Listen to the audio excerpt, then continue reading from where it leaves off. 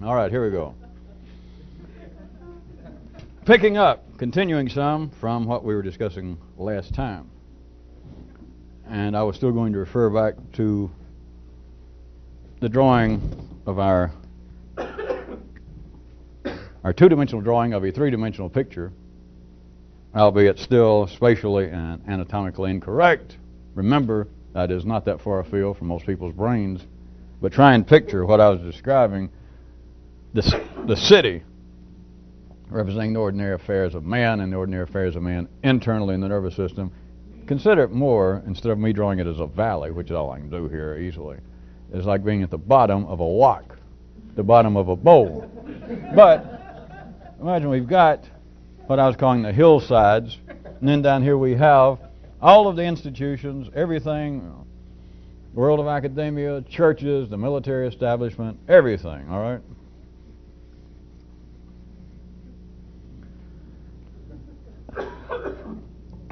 But we were noting last time also that one person, without any doubt, in life is impotent, and people are drawn together into groups, and when life deems it necessary, they then apparently exercise some influence, but it is only through group efforts.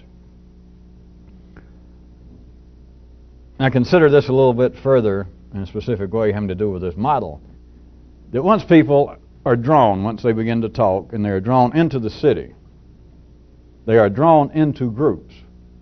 They end up, as it were, standing on top of institutions, on cultural structures, which I didn't draw them all, even symbolically. But they are standing on top of these institutionalized structures, their religion, their race, their occupation, their class position, their family. You do not find people standing alone. There are some, in a sense, this is no consequence, that would really be referred to if there was such a thing as a good first-class hermit. And so there are varying degrees, but you do not, the kinds of people that would be staying alone are overlooked to begin with. They are of no consequence. Hermits do not affect the world. Anytime you're looking and seeing people down in the city at the ordinary level, you are seeing them in some way standing on one of these structures.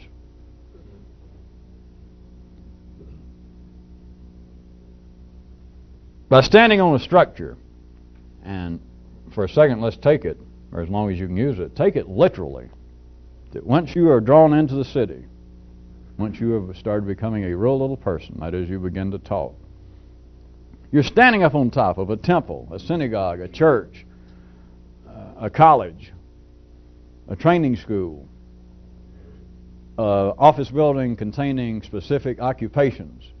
You're standing on a place that's family, the Smith family. Consider that you are standing there literally and recalling that spatially this is not correct. But consider that wherever you're standing gives you a different perspective. Now this is not right or wrong, as you should know by now, but according to where you're standing, and you've got to take into consideration that our planet, thankfully, is as alive and moving as you are. And that things go up, plates go down. But the perspective, relatively speaking, you can be standing there and you end up having an everyday view of things. The view will be very close to the view of the other people staying there. Let's say you're staying on top of this building here that's a family or a nationality, that this building here is the X nationality. And there you stand and you're surrounded. Your family, of course, is that nationality, and your ancestors. And you stand and you look around, and from a perspective, from a everyday personal view, the perspective seems to change. That is, you look around and you are apparently higher than some people, some other institutions, in this case some other families, some other nationalities. Then you look around and perhaps you seem lower than a few others. And according to the perspective, you may appear to be further away. You may appear to be closer. But it is all a part as much of the view as it is you ending up standing there. That you just suddenly find yourself standing there and you are an Italian. Your name is Smith. Don't ask what your name's doing. Smith, you're Italian. And you are a Roman Catholic. and you end up and you are a washing machine repairman. And all of those things, with an ordinary intelligence, they may claim there's some difference, but none of those, if you could use the intellect even in an ordinarily efficient way, any of those, you cannot explain how they came about. The ordinary intellect would say, well, I couldn't help it, I was born Italian.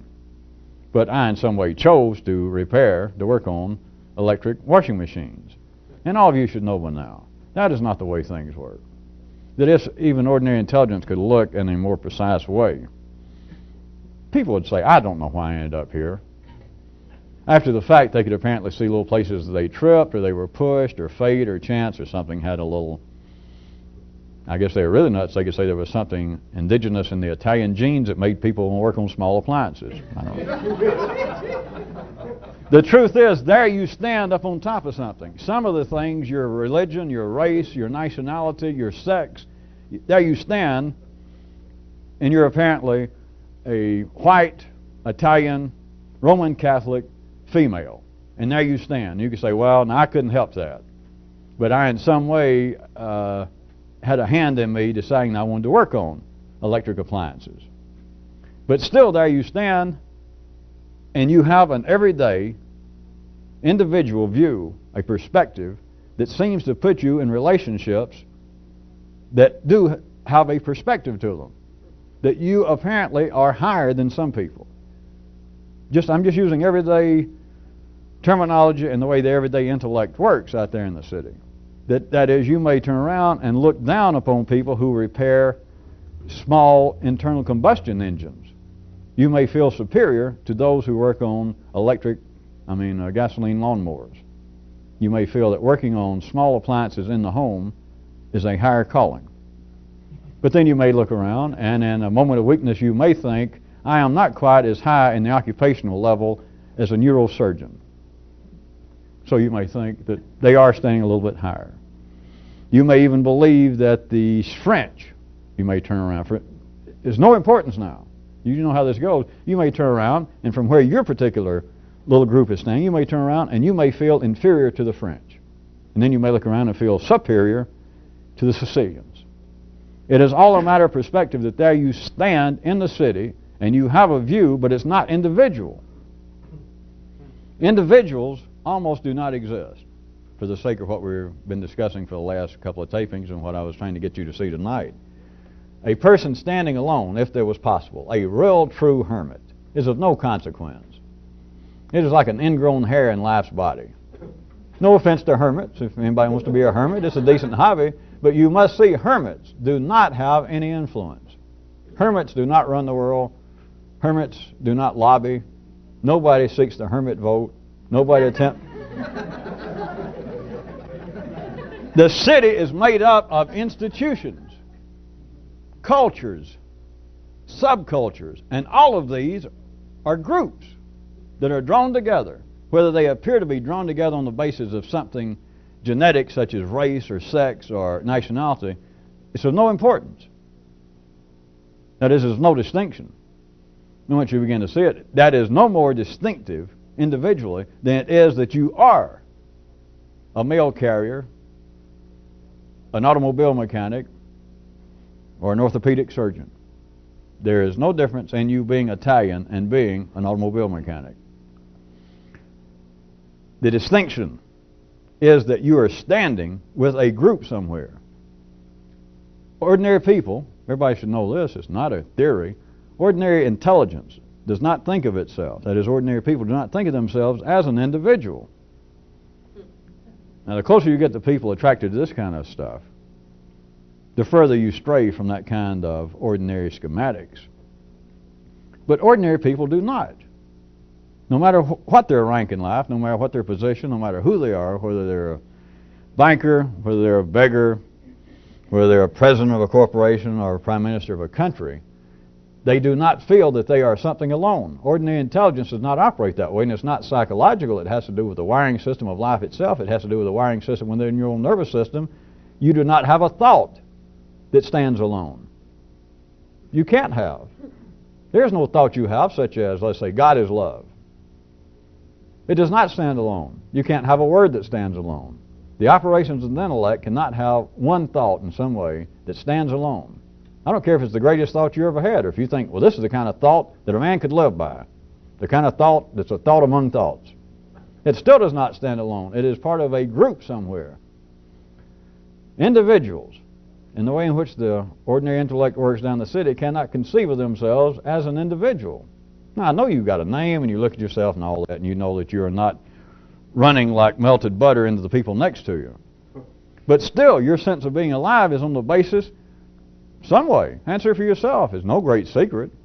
You just do not analyze it. No one has any particular need to. But you really feel, at the ordinary level, back at the old building site, back at the old level as high as the intellect begins to operate, you in some way feel as though, well, at the very least, that, well, I'm an American. Or if we're in another country, that, well, I'm an Italian.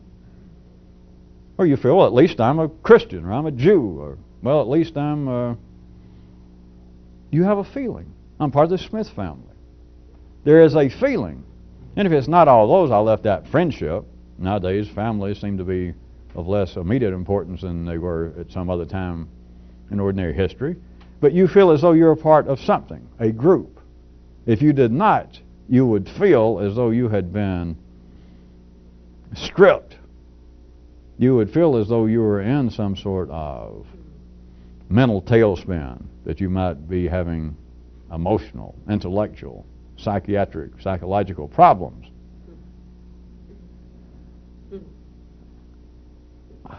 Something else about institutions, sort of a sidestep. Do understand that no institution actually exists apart from the people in it. And I'm not playing with words. This is a part, again, of how the city is structured. And then from one view, it can be called an illusion because these structures do not exist. But in a sense, they really do. Down at the city level. But can you see that the institutions do not exist apart from the people in them? I mean, if you go to St. Peter's, if you go to Harvard, the buildings, you know, there is no Catholic Church apart from the people. There is no Harvard. You can stand there. You can look at the buildings. I guess you could look at their bank account of the endowment. You could look at all their equipment in the laboratory. But that is not Harvard. Or if you walked in St. Peter's and you thought, this is one of surely the most striking structures men have ever constructed, that is not the church. People speak of institutions in such a way, life makes men speak of institutions in such a way that they have some true existence, and they do not. And this serves a specific purpose I wasn't really going into. But you know, there's no such thing as the Democrats, the Democratic Party. There are no Tories. There are no Italians. It's an institution. Just today, I guess what may have struck me, I was going to use a specific example. The participants are of no importance, of course, but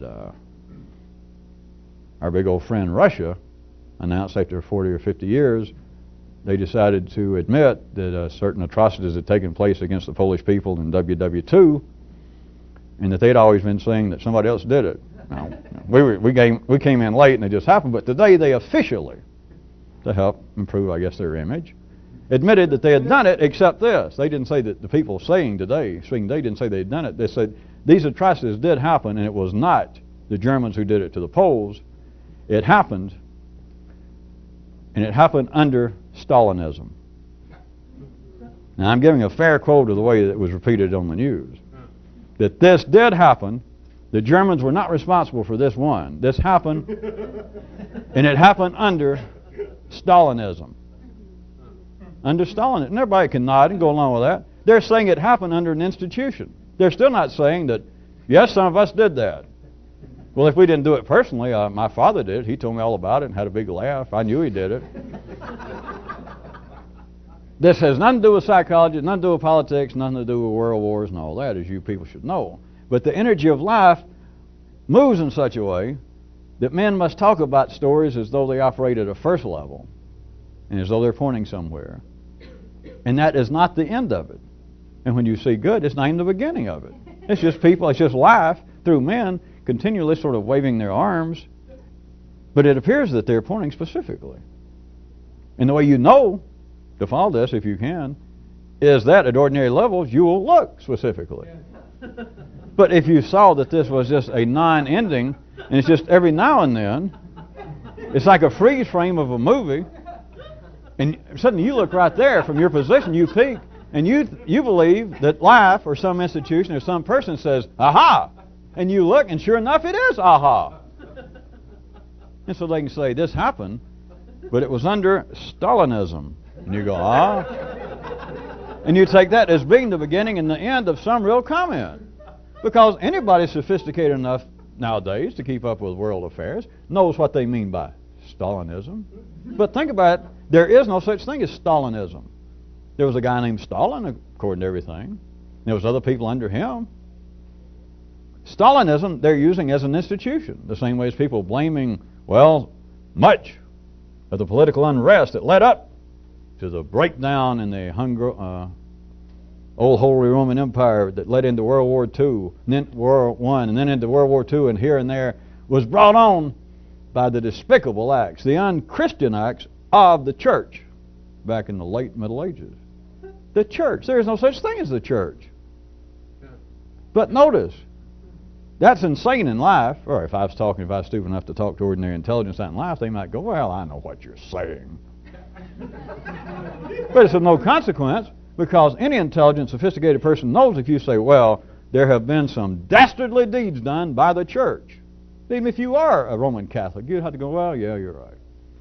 Some terrible things happened under Stalinism. And even if you're a Russian, you might go, well, that's true. But you understand, it is not the energy flowing directly to you. It is almost a sidetrack. It's almost like running off the main track of a freight yard, and you can shuttle off some of this energy that doesn't seem correctly, and you can sort of park it.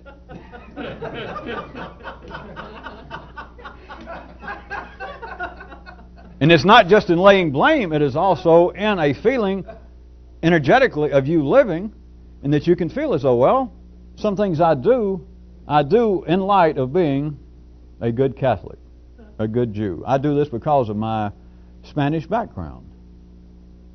And what you're doing is kind of waving your arms, and what you're doing is institutionalizing yourself. Of course, you're not doing it, it's already built into the scheme of things, but you accept it. That it's not actually me operating. Now, if it got down to something illegal, the police may get hold of you, the judicial system, and say, well, forget all that, we're going to hold you responsible. But until such matters as that, people here standing on top of on the roofs of all these structures, all these institutions, they take what's going on, the institutional life of the structure in which they're standing, as being synonymous with them. Do you follow that? Well, and they do not analyze it. I'm putting words on the actions, on the energy that people do not put. Not because they're dumb, but it's not needed in ordinary life. But people, if they were asked, would say, well, some of what I do, some of what I believe, some of what I say is in light of me being a good Catholic. And it would almost be, I did that specifically, a slight little shrug, like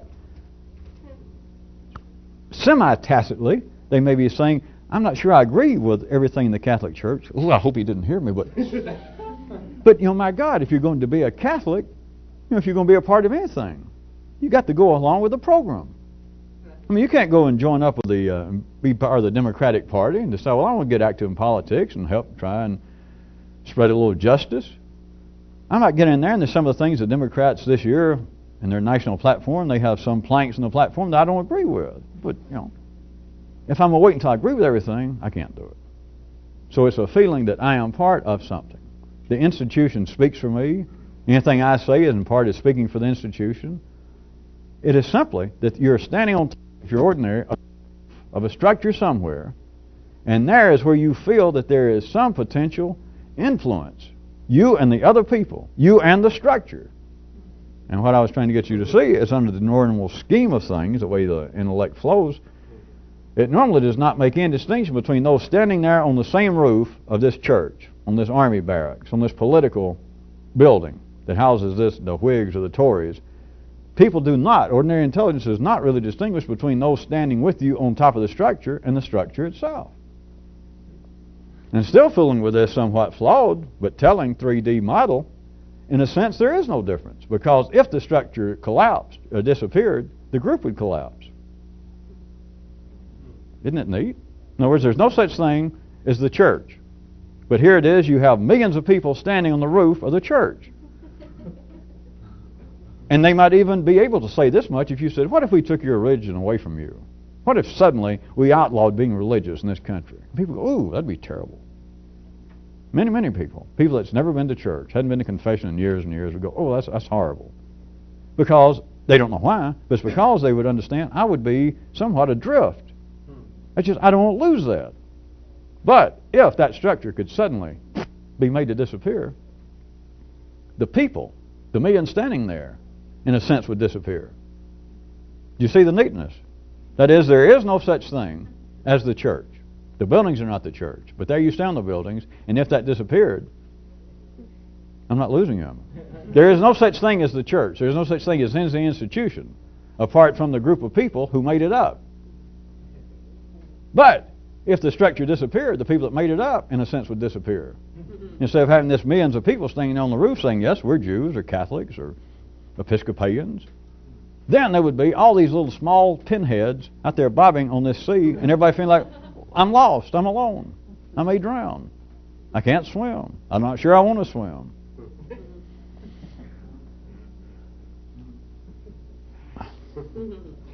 Life not only, once you're drawn down in the city, gives you this view that there you stand on some structure. We're talking now, of course, about ordinary people, that you're standing on some structure. What seems to be some cultural structure, some institution. And not only do then you have an ordinary view that you look around, it's very limited. It's not that far removed from being up here and being some sort of spy. Because there you stand. Of course, I'll assume some of you are good enough when I said that this model is flawed. It's just lacking. Because not only, let us say that you're standing on the roof of the Catholic Church, you're also standing on the roof, let us say, of the Italian race. You're also standing, let us say, on the gender building of female. So you can do all that simultaneously. All right, so you have a view. You have a general individual view. You got two or three little small views, but you got one general view.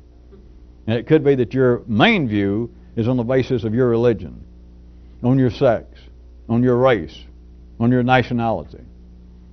It's very limited, just like this, and maybe you can cut your eyes just a little bit. Well, just think about it. It's not any kind of great trick.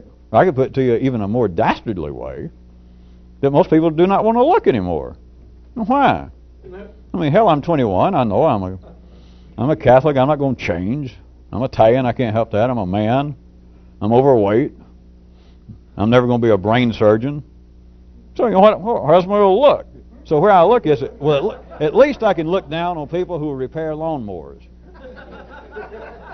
And at least I can look down on Sicilians. But it's like this very limited view. Nothing's wrong. That's just the way it is. You should see that's the way it is, because nobody complains. If it is wrong, please note, nobody in life complains. Ordinary people are not out in the street hollering, we want some sort of internal revolution. I'm tired. I'm not just tired of being an Italian Catholic, I'm tired of accepting it. I'm tired of the view from here. Not that it's wrong, I'm just sick of it. Jesus, I don't have time for that. I got a family to raise. Plus, there's a basketball game on tonight. I got to get home. So life gives this view. You're there, you find yourself in the city, you're grown, and you have a view. But there's a little sort of side thing I was going to point out. Life also, at least once, we'll say just as a little law, at least once, and with some people periodically, it lets them have something else. And it's not just the everyday view, it's like an askewed view, which leads to the belief that there might be something hidden or something behind, or should have been behind, religion. All these kinds of metaphysical and mystical belief systems throughout the years. Because people do.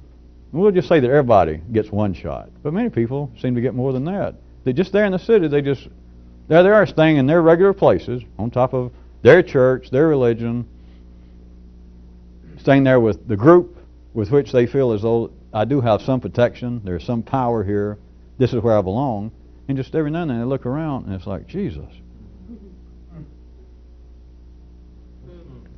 It's like an askewed view.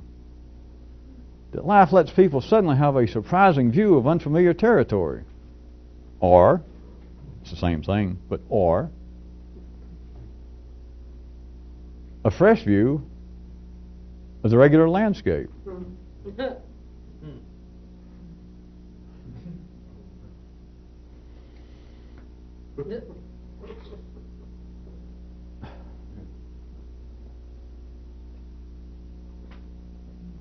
Let me tie in, or see if we can tie in something else that we were mentioning last time.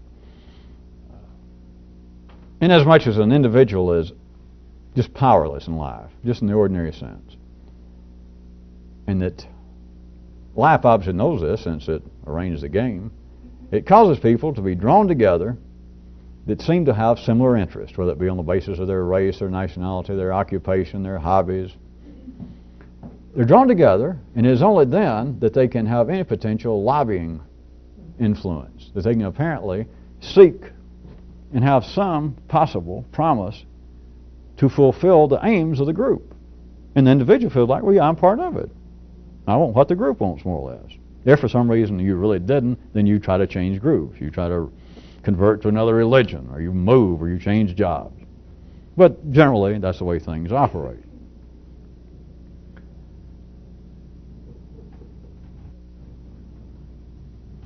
Contrary, well, also right there, what we were talking about last time, note that within the group, there has to be some factionalism. That within the Democratic Party, for instance, you do not have total agreement in the Catholic Church, in Judaism, in Islam.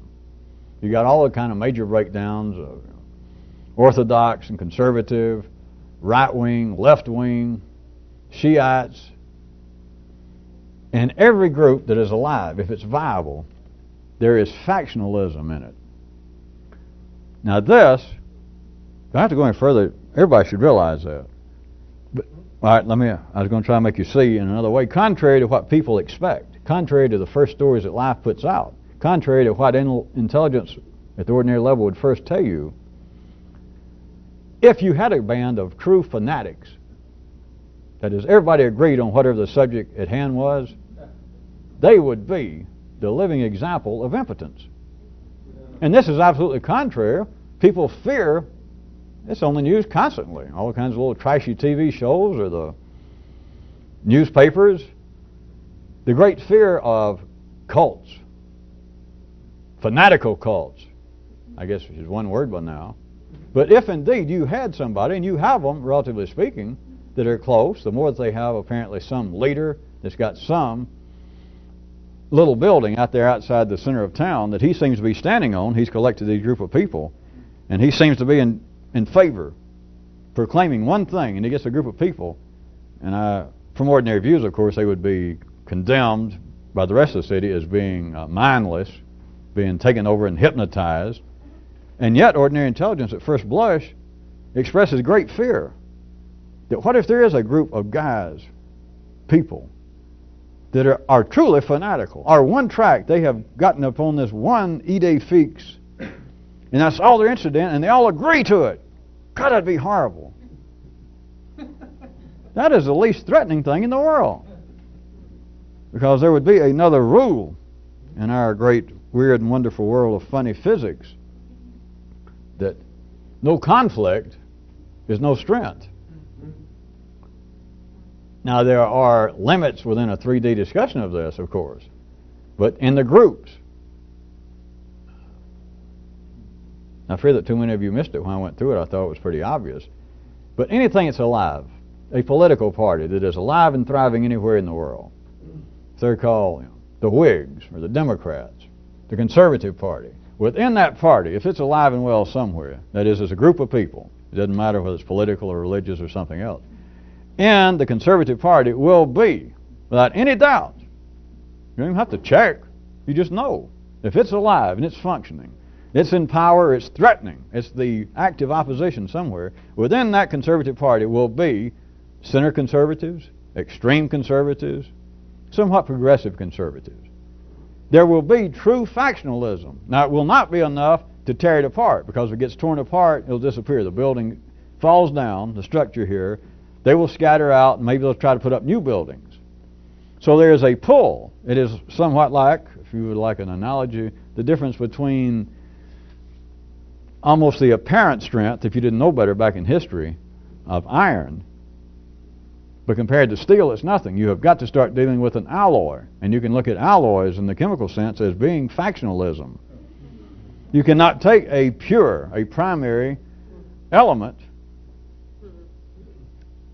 Now, if they could put together cavemen, let's say, to stretch toward up history, if cavemen could have come up with like cast iron, now I'll agree that that would have had a bit more strength. They could probably have done more damage with it than a twig, than a limb off of a tree. But the strength of cast iron is nothing compared to steel. You have got to have, and it amounts to, factionalism when you start creating alloys.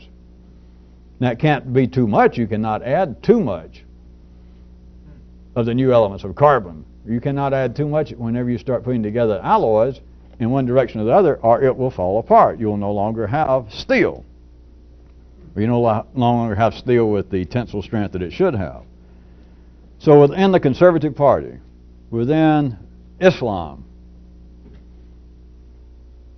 within the field of sociology, there will be factionalism. It will not be a group of people that in any way resemble a true fanatical band. It will not be a group, no matter what their number, that by and large they will all say, down the line, everything that affects sociology, everything that affects Islam, may I speak for us? We are all in agreement on each and every point. And they go, right. If that was true,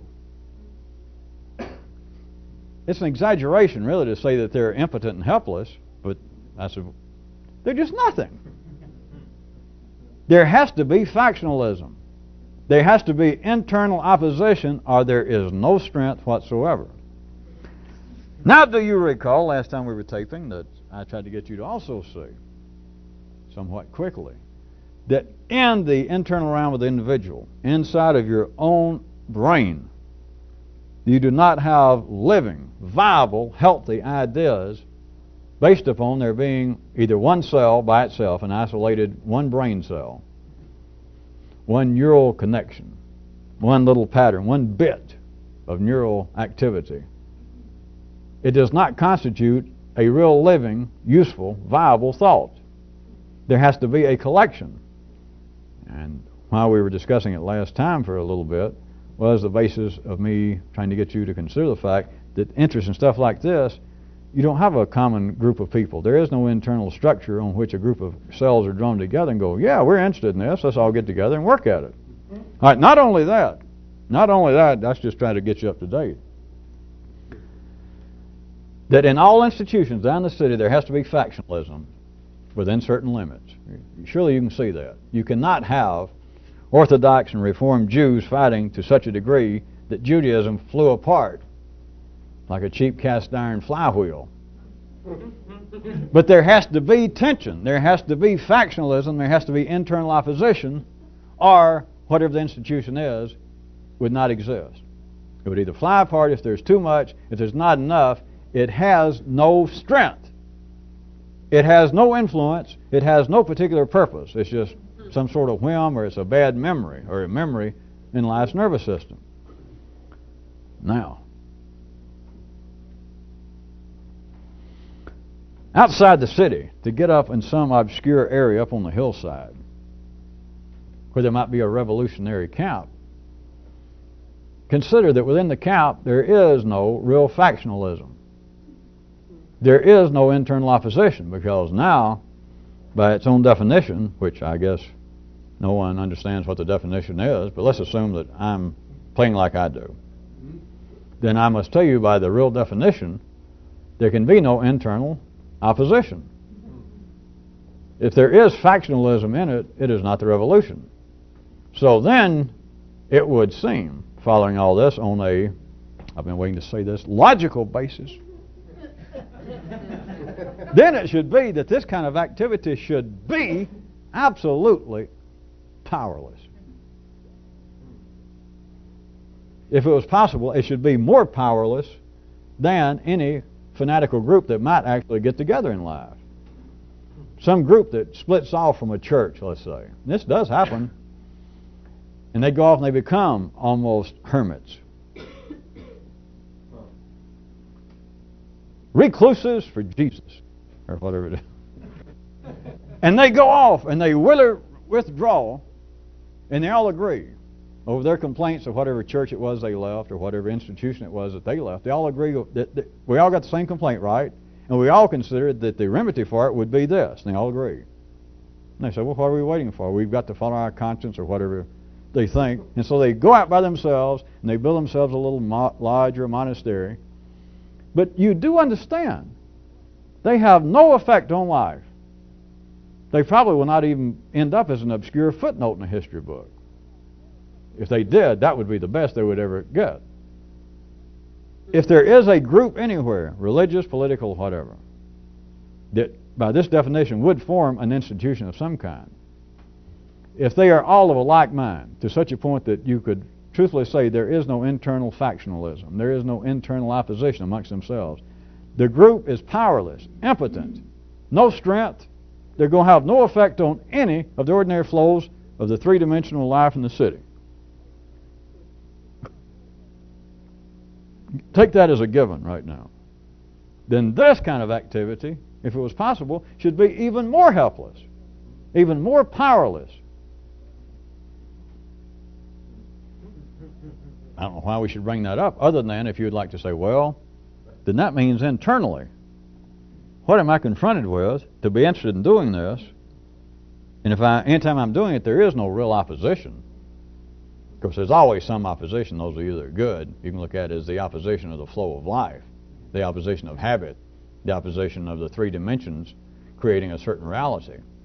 So there is always that opposition, of course. There is. Well, that's a fact. There's always something to, or habit.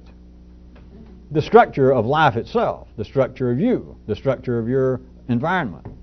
But as far as there being real internal opposition, if you're doing it correctly, that is, you begin to see things from your own askewed view. You're now able to get away from the ordinary structures in the city and see, then what you see, there is no internal conflict with. That is, you don't see something and go, boy, that's a shame.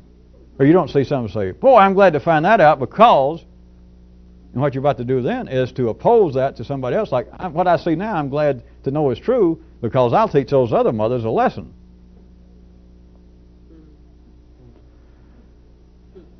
Put it to you another way. Anything that you see, if you can get out of the city, if you can find a new place to start your own brain working from which to look, that which you see from that area has no comparison. It has no internal faction. It has no opposition. You do not see something on the basis of, aha, I'm glad I saw that, or boy, how shocking. What you see is not ever at the expense of anything else. And so therefore there is no internal opposition.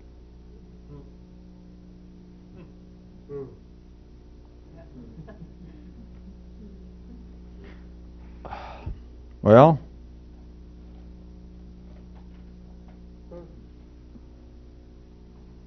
you'll try it another way. How about off on this line? Back to the area of considering what happens in man's life divided up into my primary and secondary activities. The secondary activities are produced, develop, grow only through factionalism. They are alloys. It is, whereas the primary activities have no internal opposition. Again, if we could do this, and theoretically you can follow it in your brain that it sounds like you could. If we were dealing in an individual case with a human, two humans, with just sex, not anything that would distinguish the sexual act between these two Homo sapiens than the sex act between hippos. No thought whatsoever, no talk involved, no ideas of romanticism, etc. Then inside just the sex act, if we could just isolate that and talk about just sex, the sex act here one time, inside of that is no internal opposition. There is no factionalism in there. It has to turn into a secondary activity. Not that it's right or wrong. It's the way it's supposed to be in the city. It is only once it turns into that it begins to splinter. It begins to take on its own internal factionalism of, should I do this? I've never liked a woman that had green hair. When you start talking, when you start listening to the internal debate regarding what it is you're doing, the sex act, eating. I'm starving. Literally, I'm about to starve. And here it comes up and there's food to save your life. You will eat the food and there is no internal opposition. You do not think, well, does this have too much cholesterol? Or I have never particularly cared for asparagus. There is no internal conflict if you were down at what would be the pristine primary activities. The secondary activities thrive. They cannot live without factionalism. There has to be internal opposition within themselves, or they cannot breathe, they cannot live. It would only be, if this was possible, it would only be primary activities that could be strong alone. Now, would you care to backtrack or jump to the side and go back to what we were talking about a few minutes ago about what it might mean internally, that you have no collection, there is no native collection, attraction, gathering of cerebral activities, cells in the human brain to get somebody attracted to this. At the very best, it is like one little cell, one little guy or girl, wandering around up there in this desert. It's not a pejorative statement. On this great landscape in the human brain, and everything else is chugging right along. It looks over there, and a bunch of the cells, of course I'm calling them nouns, and we know it's a process where it's really the verbal activity, the verbiage activity of the human intellect as opposed to the brain, but take your choice, whichever you're up to at this time of night. And it's wandering around, and it looks out, and it sees all these other collection of cells, all these other patterns, and they're standing up. Some of them are standing up. Oh, they're standing up there on a church, and some over here standing up on the Democratic headquarters, and some more are standing up over here on Harvard, and some are standing up on a hospital, and some are standing up on military barracks. And everybody else, they're minding their own business. They're up there, and they all seem to have some form of fellowship, brotherhood. They seem to operate in unison. They seem to have some strength. In this one little cell, it's like one little guy or girl wandering around there by itself. There is no natural collection drawn. But now, can you take the side step backwards to a couple of minutes ago, that some of you thought you were seeing something then? The fact that primary activities would be the only ones that would be stands, factions. It would be the only kind of activity, if this were possible, that could be strong alone. Everything else, if it's going to live, has internal tension. All the way from the Catholics having their own tension, disputes, to the structure, if you want to jump from the metaphorical to the material, the structures of the buildings, the structures, the synagogues, churches. You do understand, you do not put up a building, literally, without there being internal tension. There has to be. If all this structure was in complete accord, if you can follow this right quick, it'd fall on us. Yeah. There is opposition. There is opposition, the walls to the ceiling, the walls to the floor, to the planet, to the atmospheric pressure. The biosphere itself is putting out pressures that is a kind of opposition.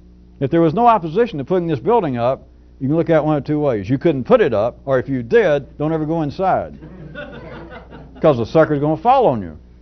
In the same way, if you in some way could put together, if this was possible, you could put together a religion, a philosophy, a political system, and you could put it up that had no internal structure, if you could. Don't ever get inside of it. Don't ever go up and try to stand on it, because there's nothing there.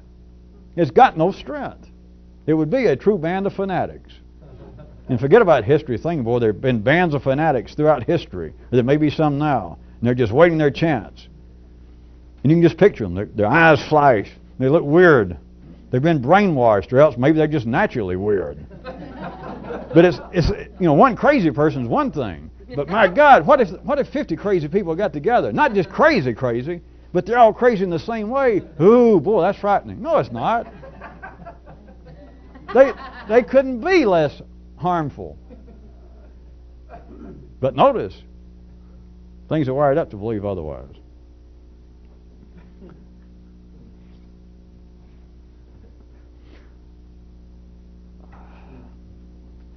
There was something else that, if you recall,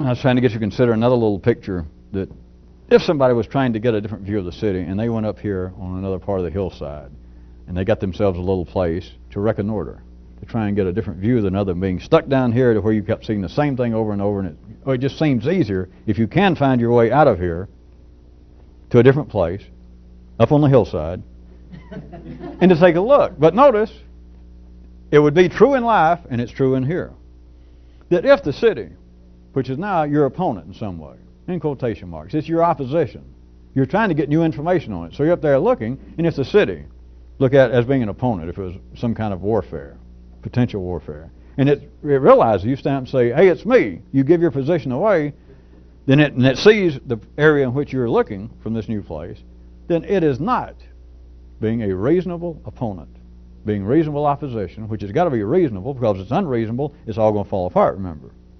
So it's within limits, it's within tolerances of reason to keep the whole scheme healthy. So it is not going to allow maneuvers to go on that could be harmful to it. Anything that's going to let happen within your purview, your view, is going to be that which is relatively innocuous, meaningless, whether you're led to believe otherwise or not. So remember, that's where we were.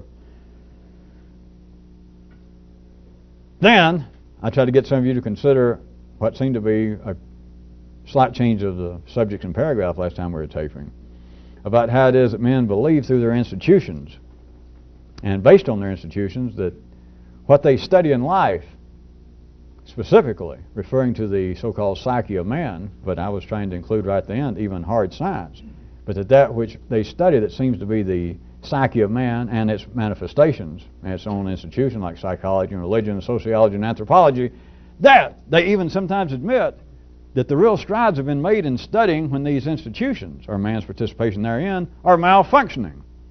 To wit, you recall, it was almost a quote from somebody I gave you, that a psychiatrist, some authority says, the greatest strides in the understanding of the human brain has been made through the clinical investigation of madness. And I tried to suggest to some of you that might have far greater validity than the ordinary intellect would imagine, would even care to imagine. And I even pointed out the possibilities, or tried to get a general little point of the possibilities that even in the hard sciences, to discover, as they called, post-Newtonian physics, was to, in a sense, simply investigate a form of madness, a muckness. There's a malfunction in what we thought was a proper function. Well, at any rate, you've got to, those of you who saw that tape or were here, is to bring it up to that point. Then I was going to suggest you to sort of wrap that up for the time being. Yet another possible weird and wonderful funny law of physics that might be this, that anything local eyes can see is a malfunction. You've got to be expansive in malfunction. It is not a qualitative judgment.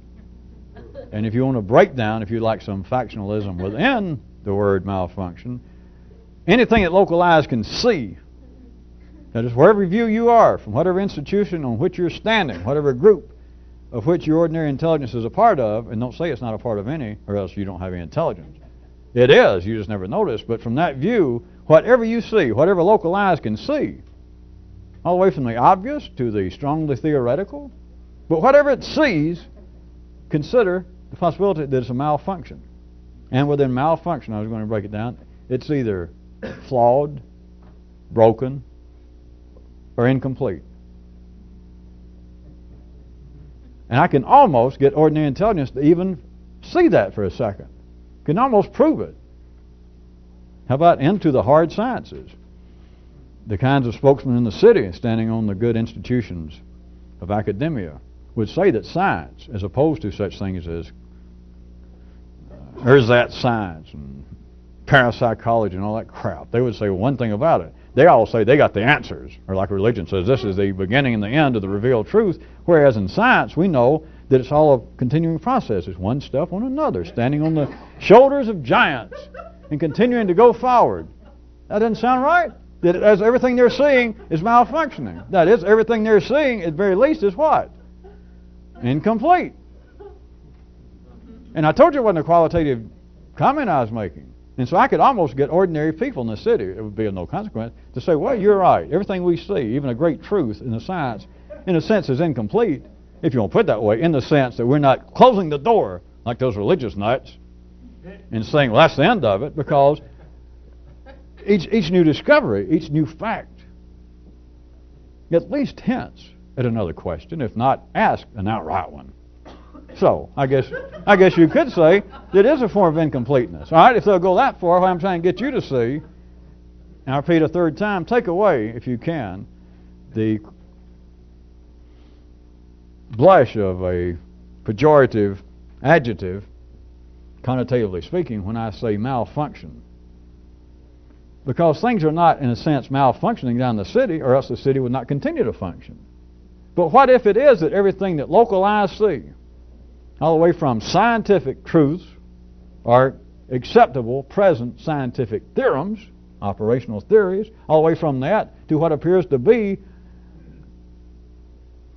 indubitable moral realities, statements having to do with the operation of man's mind and psyche that just are obvious, just on the surface. And a whole group of people, experts, staying there on top of this one building, they're in charge of whatever we're speaking of, sociology. And we say, there's no doubt. Now, there are other areas in sociology of which we're not absolutely sure. The statistics are not complete. But at least here we know this is true. And all of the people on that building. So let's take that as being, right now, a sociological truth, fact. If local eyes can see it, will you consider the possibility that there is an unknown law? That if local eyes can see it, it's a malfunction. That's the law. You just got to expand. You got to break out of the word malfunction. That's why I gave you the possible internal factions of it, of being flawed, broken, incomplete.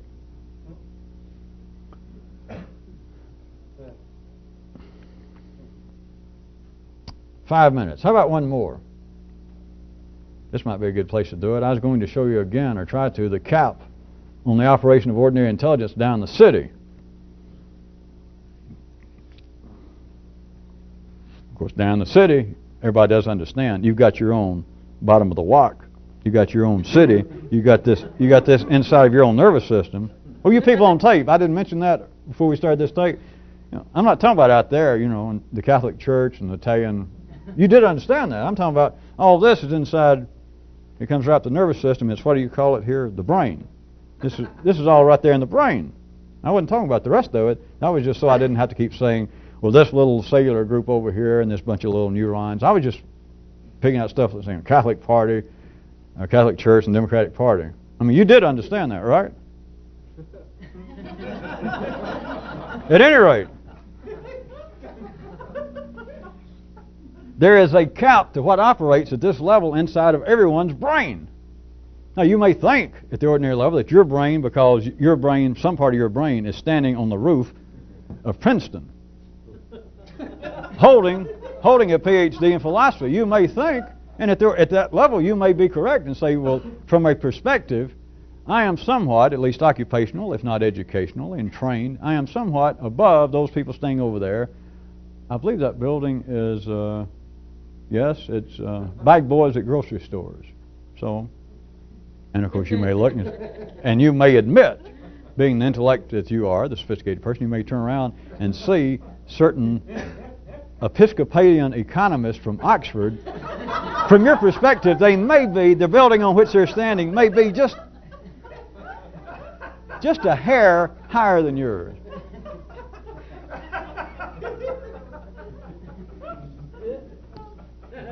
Listen quick, we're down to 3 minutes. Anyway, I was going to try to show you another example that's commonly known, but this is so inverted that some of you, every now and then, I'll bring it up in other ways, to show you the cap, the absolute three-dimensional limits to what can go on with ordinary intelligence. Take people, let's go back to religion. I could use science, but let's go back to religion because it seems to be a little gooier and it's easier to verbally twist around. There is no difference, but it just seems to be. The people that believe that their religion, their belief system is correct.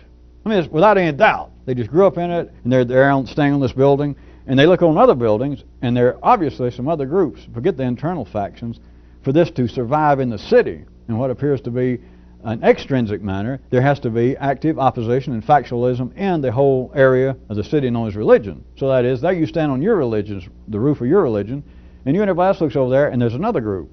And whether you're in active warfare or not, the other group opposes you. The other group has incorrect ideas. Or it may be groups over there that say, to hell with all religion. We got no religion. And the people staying there, the first group, could be just as trained, just as educated, have just as many facts, all could be combined graduates of Princeton, Harvard, Oxford. And yet, it is impossible for their intellect, even on $1 billion dare, for them to ever consider this. Now you got to listen quick.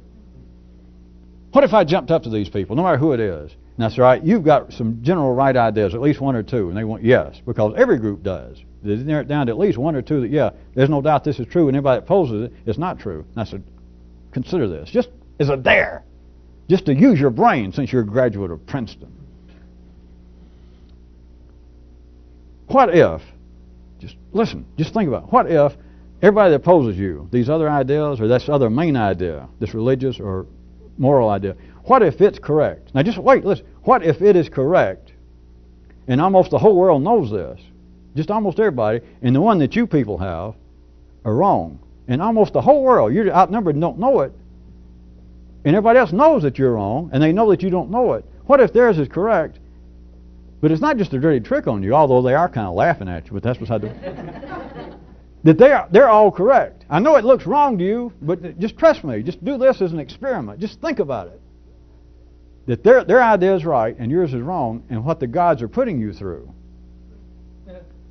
is for you to come around and work this out. See, they just seem to naturally have been born knowing the truth, and you people weren't, a group of you, and life in some way is going to put you through it so that when you see it, which I'm sure you will shortly, when you see that they're right and what you know to be so right now is actually incorrect, it was a test, it was a growing process so that amongst all people, you will be the ones that have really made progress.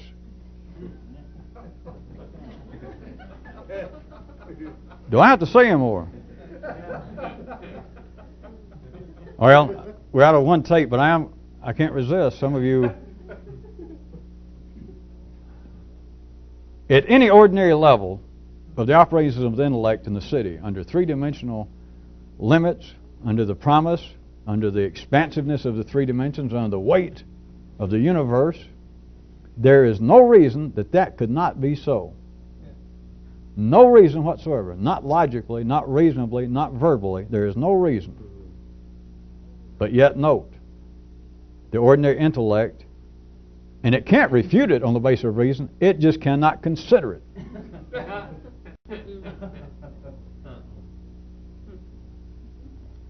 What if it wasn't just institutional speaking? I gave you a group. What if it was you, and you knew 2 or 3 things that you just knew for a fact about life? Such as, well, just how about this? I know one thing, that most people do not know what they're doing. They don't know what's going on. What if it turned out that everybody in the world knows exactly what's going on but you? Now, some of you laugh and you'll forget about it. There's no reason that could not be true. None whatsoever.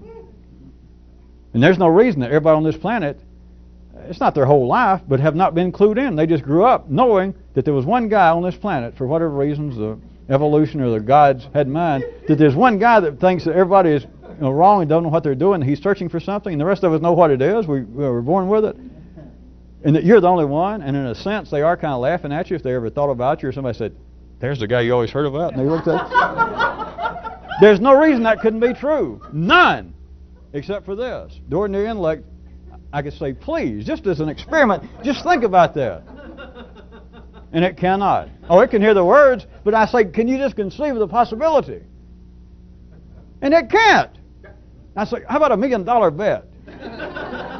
And I can tell, I in some way can tell, if you for just a second, if you can conceive of the possibility that that could be true, if you'll do it, you get $1 million. Nobody could do it. And they can hear exactly what I'm saying, but they cannot do it. Would you like to consider, why is that? Say, Pop, why is that?